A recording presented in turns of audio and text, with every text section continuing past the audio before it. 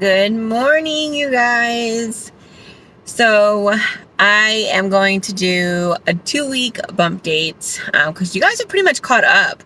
You're probably like a week or two behind, only because I'm making these videos and then posting them like a day or so, like a couple days later.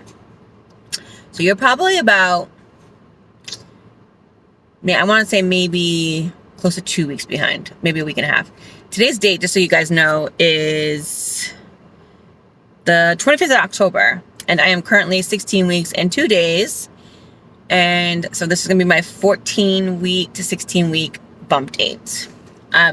So I just wanted to go over what has been happening with me lately, and you guys, I still can't believe I made it to 16 weeks. Like, I'm so thrilled, and I'm trying to be as positive as I can, but it's very hard, especially the further along I get. I get more fearful.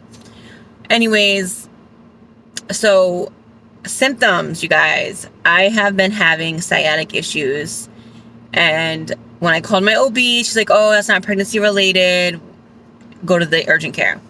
So then I went to the urgent care. The urgent care is like, oh, we can't see you because you're pregnant. So they told me to go to the hospital. I went to the hospital. It was like an 8-hour wait. So I decided to suck it up after me waiting for like a half hour. I couldn't do it anymore. I was so uncomfortable. I couldn't wait that long. So I just went home and I took a nice hot shower and I tried to sleep. And next day I was a little better.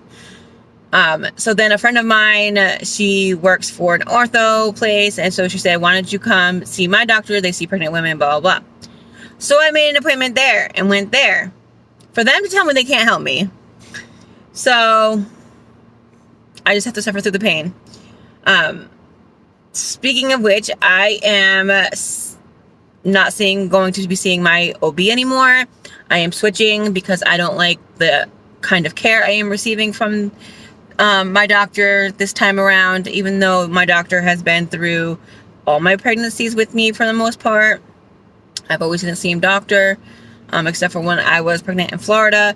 But it is what it is. Like, I have to feel comfortable, and I don't feel comfortable. And then I also don't feel comfortable giving birth at the hospital that she works out of. I mean, she said I call her with a concern, and she sends me to the hospital. Then I have to wait 8 to 12 hours just to be seen. And then while I'm there, I'm witnessing certain things that I'm not liking. When you actually do go into labor, you still have to wait in the ER, which is crazy to me. This poor lady, I felt so bad for her. She was literally having contraction after contraction. I'm surprised she didn't deliver right in the emergency room. It was crazy. And then I'm hearing horror stories from other people that's delivered in this hospital, and I'm just not comfortable. So I made the decision to switch doctors and hospitals. The hospital I was going to deliver in is only like 10 minutes away from my house. However, I can't justify the distance. So I am going somewhere that's about 35 minutes away from my home. This hospital is highly rated for maternity, not so much for their hospital, but for their maternity unit. I haven't heard one bad thing yet. And I have been doing my research. And then also with this new doctor. Now, I have really never seen a male doctor unless it's somebody from the practice that I had to be seen. I've never been a male doctor. Well, this is a male doctor. I see him today. So we are going to see how this goes. I'm very nervous. But so that pretty much is what has happened, you guys, in the past 2 weeks. I'm just suffering through the sciatic and stuff like that. So until the next video, that was quick and easy.